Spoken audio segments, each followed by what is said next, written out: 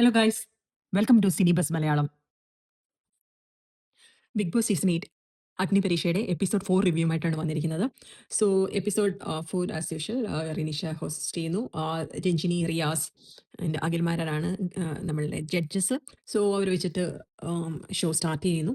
അപ്പോൾ നമ്മൾക്ക് ഇപ്പം 36 കണ്ടസ്റ്റൻസ് ആണ്. അതായത് എപ്പിസോഡ് 3 നമുക്ക് 4 കണ്ടസ്റ്റൻസിനെ അവർ എലിമിനേറ്റ് ചെയ്തല്ലോ. അപ്പം ഇപ്പം നമുക്ക് റിമൈനിങ് 36 കണ്ടസ്റ്റൻസുമായിട്ടാണ് ചെയ്യുന്നത്. അപ്പം ആദ്യം ടീം ഫോം ചെയ്തു.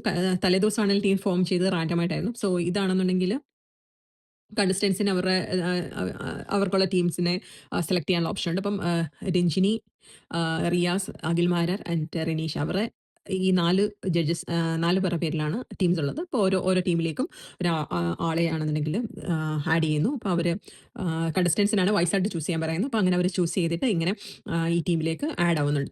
അപ്പോൾ ആദ്യത്തെ ടാസ്ക് എന്ന് പറയുന്നത് ഈ ഒരു എപ്പിസോഡിലെ മെയിൻ ടാസ്ക് എന്ന് പറയുന്നത് ഒരു 5 ലെവൽ റിലേ റേസ് ആണ്. അപ്പം ഇതിനകത്തിലാണെങ്കിൽ പല കാര്യങ്ങൾ ഇവർ അനലൈസ് ചെയ്യുന്നുണ്ട്. ടീം വർക്ക് ഉണ്ട്. അപ്പോൾ ഇതൊരു ടീം ഇവൻ്റ് ആണ്. അപ്പം ടീം വർക്ക് ഉണ്ട്, സ്റ്റാമിന ഉണ്ട്, അതുപോലെ തന്നെ നമ്മുടെ എന്താ പറയുന്നത്, മെൻ്റൽ ഷാർപ്നെസ്. അപ്പം നമ്മ ഓരോ ലെവലും ഇതിനകത്തിൽ 5 ലെവൽ ഉണ്ടെന്ന് പറഞ്ഞല്ലോ. ഓരോ ലെവലും നമുക്ക് എന്താ പറയുന്നത്, ഒരു വിന്നേഴ്സിനാണെന്നുണ്ടെങ്കിൽ പസിൽ പീസസ് കിട്ടും. അതാണെന്നുണ്ടെങ്കിൽ നമ്മുടെ ഫൈനൽ ചലഞ്ചിലേക്ക് ആവശ്യമുണ്ട്. അപ്പോൾ ഫസ്റ്റ് ചലഞ്ച് എന്ന് പറയുന്നത് നമ്മളുടെ ഈ ഗിംബലും പിന്നെ കെറ്റിൽ വെയിറ്റും അതുപോലെ തന്നെ ഡമ്പലും ഒക്കെ ഉണ്ടായിരുന്നു. അപ്പം അതാണെന്നുണ്ടെങ്കിൽ ശരിക്കും ഇതൊരു ആക്ടിങ് ചലഞ്ച്. അപ്പോൾ ഇവരാണെന്നുണ്ടെങ്കിൽ പറയും ഇത്ര കെ ജി അല്ലെങ്കിൽ 50 kg എടുക്കുന്നതായിട്ട്. അപ്പോൾ അവരത് കുറച്ചുകൂടി എൻ്റർടൈനിങ് ആയിട്ടൊക്കെ കാണിക്കുക എന്നുള്ളതാണ് ഫസ്റ്റ് ലെവൽ എന്ന് പറയുന്നത്.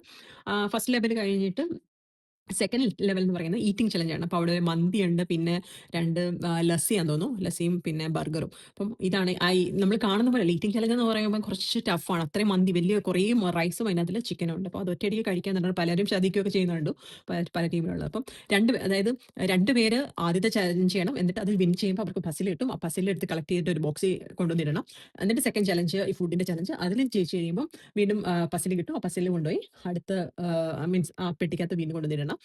അത് കഴിഞ്ഞിട്ട് ബോൾ ബാലൻസ് ചെയ്യുന്നത് ഇങ്ങനെ മൾട്ടി ലെവൽ ഇങ്ങനെ എന്താ PVC പൈപ്പിൻ്റെ ഒരു കമ്പുണ്ട്. അപ്പോൾ അതിനകത്തിൽ ബോൾ വെച്ചിട്ട് ഒരു നാരോ ആയിട്ടുള്ള ഒരു റോഡുണ്ട്. അപ്പോൾ അതിൻ്റെ മുകളിൽ കൂടെ നടന്ന് അപ്പുറത്തെ സൈഡ് ഇറങ്ങി. അപ്പോൾ അങ്ങനെയാണ് ആ ഒരു ചലഞ്ച് വിൻ ചെയ്യുന്നത്. അടുത്തതെന്ന് പറയുന്നത് നമ്മളുടെ ഇങ്ങനെ ഫ്ലിക്ക് ചെയ്യുന്നതെന്ന് വെച്ചാൽ നമ്മളുടെ തീപ്പെട്ടി ഉണ്ടല്ലോ, തീപ്പെട്ടി പോലുള്ളത് വെച്ചിട്ട് അതും 2 പേരെ ഓരോ ലെവലും 2 പേരെ ചെയ്യുന്നത്. അപ്പം 2 പേര് അപ്പുറം നിന്നിട്ട് അപ്പുറം 2 പേര് ഒരേ സൈഡിൽ നിന്നിട്ട് 3 ബൗൾ ഫ്രണ്ട് വെച്ചിട്ടുണ്ട്. അപ്പം ഓരോ ബൗളിലേക്കും ഈ തീപ്പെട്ടിയാണെന്നെങ്കിൽ ഫ്ലിക്ക് ചെയ്തിട്ട് ഇടണം. അപ്പോൾ അതാണ് ആ ഒരു ചലഞ്ച്. അപ്പോൾ അങ്ങനെ എല്ലാ ടീമും വന്ന് അത്യാവശ്യം നന്നായിട്ട് ചലഞ്ചസ് ഒക്കെ പൂർത്തിയാക്കി. അതിനകത്തിൽ ഏറ്റവും കൂടുതൽ ഏറ്റവും കൂടുതൽ ബുദ്ധിമുട്ടുള്ള ഒരു റൗണ്ട് എന്ന് പറയാന്ന് വെച്ചാൽ ഈ ഈറ്റിംഗ് ചലഞ്ച് ആയിരുന്നു. അതായത് ആ ഫുഡ് ഈറ്റ് ചെയ്യുന്ന മന്തിയും അത്രയും ഫുഡ് ഈറ്റ് ചെയ്യുക എന്ന് പറയുന്നത് ഇത്തിരി പാടായിരുന്നു. അപ്പോൾ അങ്ങനെ അതിനകത്തില് ചില കണ്ടസ്റ്റൻസിനെ അവര് സ്പെസിഫിക്കലി എടുത്ത് പറയുന്നുണ്ട്, വീക്ക് പെർഫോമേഴ്സ് എന്ന് പറയുന്നുണ്ട്. ചിലര് അപ്പം അതെന്ന് പറയാൻ മറ്റുള്ളവരുമായിട്ട് അവരുടെ ടീമിലുള്ള മറ്റുള്ളവർ കമ്പയർ ചെയ്ത് കഴിയുമ്പോൾ അവര് കുറച്ച് വീക്കാണ് എന്ന് പറഞ്ഞിട്ട് പൊതുവെ ഓൾ ടുഗദർ അത്യാവശ്യം നന്നായിട്ട് എല്ലാവരും കളിച്ചിട്ടുണ്ടായിരുന്നു. അപ്പം നമ്മൾ ഈ ഒരു ടാസ്ക് കുറേ നേരം എടുത്തല്ലോ. അപ്പോൾ ഇത്രയും 5 ലെവൽ ഓഫ് ചാലഞ്ചസ് ഉണ്ടല്ലോ. അപ്പോൾ ഇതിന്റെ ലാസ്റ്റ് ലെവൽ എന്ന് പറയുന്നത് ഈ കിട്ടിയ പസിൽ പീസ് എല്ലാം കൂടെ വെച്ചിട്ട് ആ പസിൽ എല്ലാം കൂടെ യോജിപ്പിച്ചിട്ട് ഒരു ബോർഡിനകത്തിൽ അത് കറക്റ്റായിട്ട് ആ പസിൽസ് അറേഞ്ച് ചെയ്യുക എന്നുള്ളതാണ് ആ ഒരു ടാസ്ക്. അപ്പം ബേസ്ഡ് ഓൺ ഇതിനെ വെച്ചിട്ട് അഖിലിന്റെ ടീം ജയിച്ചു, റിയാസിന്റെ ടീം ഫെയിലായി. അപ്പം ഇനിയിപ്പോൾ ഈ ഫെയിലായ ടീമിൽ നിന്നാണ് നമ്മളുടെ എലിമിനേഷനിലേക്ക് ആൾക്കാർ പോകുന്നത്. അപ്പോൾ ഈ ഫെയിലായ ടീമിൽ നിന്ന് അപ്പോൾ അവിടെയുള്ള അതിനകത്തുള്ള കണ്ടസ്റ്റൻസിനോട് അതിലെ വീക്ക് പെർഫോമേഴ്സ് ആരൊക്കെയായിരുന്നു എന്നൊക്കെ പറഞ്ഞിട്ട് അപ്പോൾ അങ്ങോട്ടും ഇങ്ങോട്ടും എന്ന് വെച്ച് കഴിഞ്ഞാൽ ഇങ്ങനെ ഒരു പ്ലാറ്റ്ഫോമിൽ നിൽക്കുമ്പോൾ ഈ ഒരു ടീം ചലഞ്ച് ആയിരുന്നു. അപ്പോൾ ഈ ആ ഒരു ടീമിന്റെ ചലഞ്ചസ് ഒക്കെ വരുമ്പോൾ കുറച്ചും കൂടെ മച്ചുവറായിട്ട് ചില കാര്യങ്ങൾ എടുക്കണം. ചിലത് അങ്ങോട്ടും ഇങ്ങോട്ടും ബ്ലെയിം ചെയ്യുന്നതൊക്കെ കാണാൻ സാധിക്കുന്നുണ്ട്. സോ അത് കഴിഞ്ഞിട്ട് കുറച്ച് ഇമോഷണൽ ആയിട്ടുള്ള എലിമിനേഷൻ ആയിരുന്നു. അപ്പം നമ്മളുടെ ആണെന്നുണ്ടെങ്കിൽ ഇതിൽ നിന്ന് എലിമിനേറ്റ് ആയാന്ന് പറയുന്നത് അനഘ, അമല്, അസിയ ആൻഡ് പൂജ. അപ്പം ഇവരാണ് എലിമിനേറ്റ് ആയത്. പൂജയാണെന്നുണ്ടെങ്കിൽ പൂജ എന്ന് പറഞ്ഞാൽ 2 പൂജയുണ്ട്. ആദ്യം ഫസ്റ്റ് എപ്പിസോഡിൽ വന്ന പൂജയല്ല, വഴക്കുണ്ടാക്കി വന്ന പൂജയല്ല. വേറൊരു പൂജയും കൂടെ ഉണ്ടല്ലോ, രണ്ടാമത്തെ പൂജ. പുള്ളിക്കാരി എന്താ ഔട്ട് സ്പോക്കൺ എന്ന് പറയുന്ന ഒരു പുള്ളിക്കാരിയാണ്.